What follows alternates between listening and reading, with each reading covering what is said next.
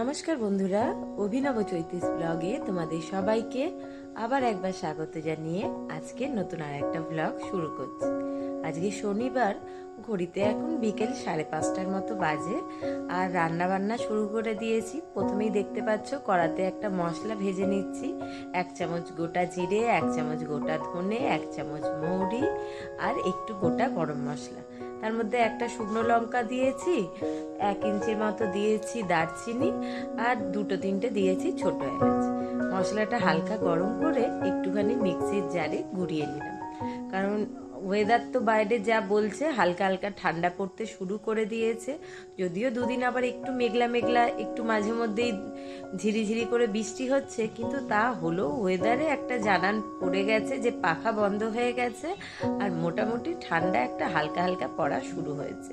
তো যেহেতু আজকে শনিবার, দুপুরবেলা তো নিরামিষ রান্না হয়েই ছিল। ওই একটু ফুলকপির তরকারি, একটুখানি আলু পোস্ত, বিউলির ডাল, পাঁপড় ভাজা, এই সমস্ত। তো দুপুরবেলা একটু তাড়াহুড়ো করে রান্না করে গেছিলাম একটু গাড়ি সার্ভিস করাতে, দিয়ে এসে খাওয়া দাওয়া করে একটুখানি শুয়ে পড়েছিলাম। তারপর উঠে মনে করলাম বিকেল বিকেল রান্নাগুলো সেরে রাখি, কারণ আবার তোমাদের দাদার তো আজকে নাইট ডিউটি বেরোবে। তো সেই জন্যেই ঝটপট করে আগে আলুর দমটা করে নিচ্ছি।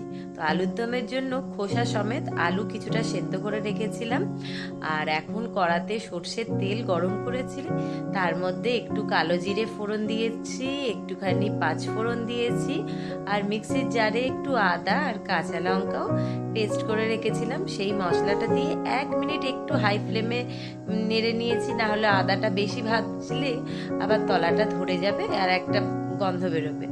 তো তার মধ্যে ওই খোলা সমেত আলুগুলো দিয়ে একটুখানি ভাজা ভাজা করে নিয়েছি। আর এর মধ্যে গুঁড়ো লঙ্কা দেবো না, কারণ কাঁচা লঙ্কাগুলো দেখছি বেশ এবারে ঝাল রয়েছে। তো একটু পরিমাণ মতো হলুদ, একটুখানি কাশ্মীরি লঙ্কার গুঁড়ো আর স্বাদ মতো লবণ দিয়ে একটু কষিয়ে নেবো আদা আর কাঁচা লঙ্কাটার সঙ্গে, কারণ আলুগুলো যেহেতু সেদ্ধ আছে খুব বেশি কষাবার দরকার নেই। আর সবচেয়ে বড় কথা কি, খুব বেশি কষানো যাবেও না, তাহলে খোলাগুলো আবার উঠে পড়বে। আমার যদিও এই খোলা সমেত আলুর দম একেবারেই পছন্দ নয়, কিন্তু যেহেতু দোকানের তরকারিগুলোতে দেখি এই খোলা সমেত করে আর খেতে বেশ টেস্ট লাগে। আর আমার পছন্দ নয় তার একটা অন্য কারণ, যে খোলাটা তুললে যেন মনে হয় আলুটা স্বাদ পাচ্ছি না। কিন্তু আজকে মনে করেছি একদম কচুরির দোকানের মতো একটুখানি গামাখা আলুর দম, হালকা একটু ঝোল থাকবে যদিও, আর সেই সঙ্গে একটুখানি কচুরি বানাবো। ওয়েদারও যেমন চেঞ্জ হতে শুরু করেছে, সেই সঙ্গে সঙ্গে মুখের টেস্ট চেঞ্জ হয়ে যায় আমাদের সকলেরই। এখন একটুখানি হিং ভিজিয়ে রেখেছিলাম, আলুটা কষা হয়ে এসছে, তাই একটু হিং ভেজানো জলও দিয়ে দিলাম। এটা দিয়ে ভালো করে একটু কষিয়ে নিয়ে পরিমাণ মতো জল দিয়ে দেবো, দিয়ে একটুখানি আলু ঝোল ফুটে গেলে তার উপর ওই ভাজা মশলাটা ছড়িয়ে নিয়ে নামাবো। তো যেটা বলছিলাম সেটা হচ্ছে, ওয়েদার চেঞ্জ হওয়ার সঙ্গে সঙ্গে আমাদের ঋকবাবুর মুডও চেঞ্জ হয়। আর এখন আর শুধু শুধু ঋকবাবুকেও দোষ দেয়া যাবে না, কারণ ঋকবাবুর সঙ্গে থেকে থেকে তার বাবা মায়েরও আস্তে আস্তে মাঝে মধ্যেই মনে হচ্ছে আজকে একটুখানি কচুরি বানাই, কালকে একটু পরোটা বানাই, এই সমস্ত আর কি। মানে শীত আসছে মানেই তো নানান রকমের মিষ্টি এবার রান্নাঘরে শুরু হয়ে যাবে তৈরি করা।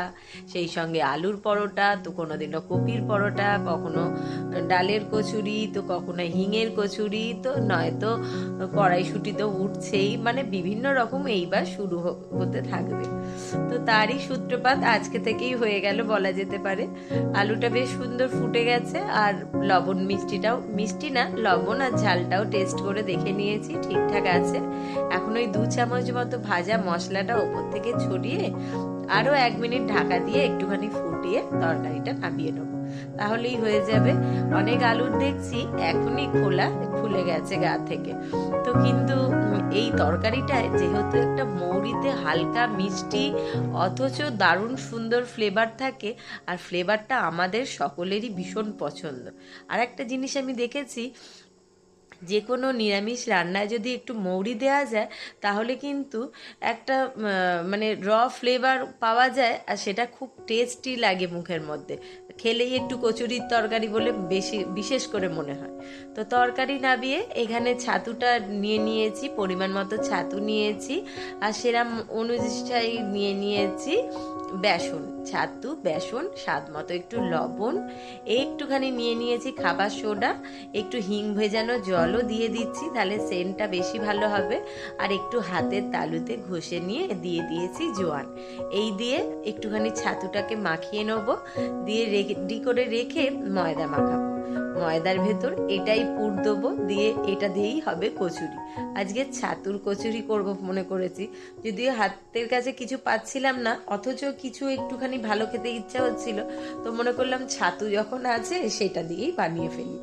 আর ছাতু, ছোলা এই সমস্ত জিনিস আবার তোমাদের দাদার আমার দুজনের ভীষণ পছন্দ হলেও রিকের তো একেবারে পছন্দ না, কিন্তু যেহেতু লুচি, পরোটা, কচুরি হচ্ছে, তাতে সে না বলবে না। তো এখন আমার কাজে সাহায্য করতে দাদাও চলে এসছে। ময়দাটাকে মাখিয়ে কিছুটা মতো নেচি কেটে আর রেখে দিয়েছিলাম, দিয়ে ছাতুটাকেও মেখে নিয়ে সুন্দর করে ছোট ছোট করে ডেলা করে রেখে দিয়েছিলাম। তো দাদাও আমার কাজে হাত লাগাচ্ছে, মানে এই কচুরিগুলোর ভেতর পুর দিয়ে দেওয়ার জন্য।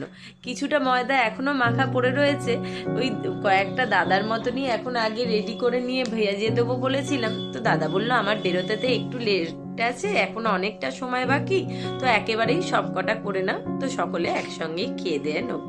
তো সেই জন্য সমস্ত কচুরিগুলোতে পুর ভরে নিয়েছি আমি কিছুটা, বাদ বাকিটা দাদা ভরে দিচ্ছে, আর আমি একদিকে ঝটপট করে বেলে নিয়ে ওখানে তেল বসিয়েই এসছি, শুধু কচুরিগুলো ভাজার অপেক্ষা।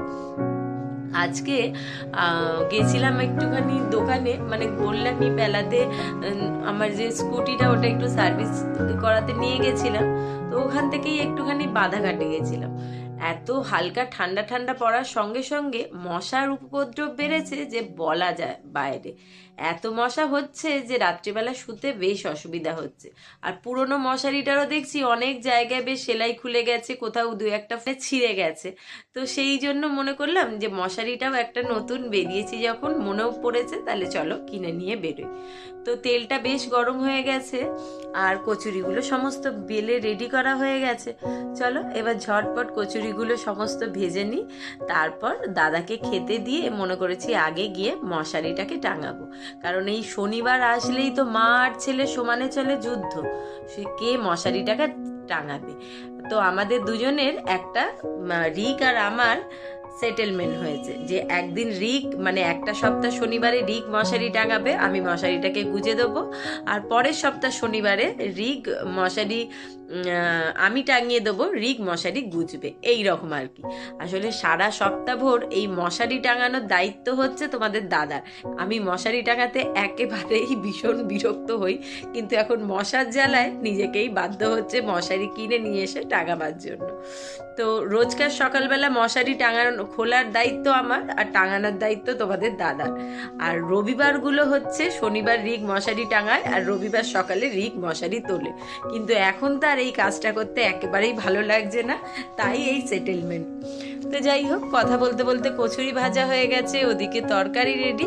চলো দাদাকে খেতে দিয়ে এবার যাই ঝটপট করে বিছানাটা ঠিক করে মশারিটাকে টাঙিয়ে নিই। আজকে আলুর দমটা থেকে যেমন সুন্দর একটা রং বেরিয়েছে, আর সেই রকম একটা দুর্দান্ত মারাত্মক সুন্দর সেন্টও বেরিয়েছে। তো দাদাকে খেতে দিয়ে চলে এসেছি, এই যে এই মশারিটা কিনেছি। চলো ঝটপট করে মশারিটাকে আগে টাঙিয়ে নিয়ে তারপর আবার দাদা বেরোবে, তারপর আমরা মা ছেলে দুজনে একসঙ্গে খেতে বসবো। যাই হোক, কথা বলতে বলতে অনেক রাত হয়ে গেল। শুভরাত্রি জানিয়ে আজকের ব্লগটা তাহলে এখানেই শেষ করছি। ভালো লাগলে ভিডিওটা লাইক করো, কমেন্ট বক্সে মতামত জানিও, আর সেই সঙ্গে সাবস্ক্রাইব আর ফলো করতে কিন্তু একদম ভুলো না। শুভরাত্রি, টাটা। ওই যে দাদা বেরোচ্ছে অফিস।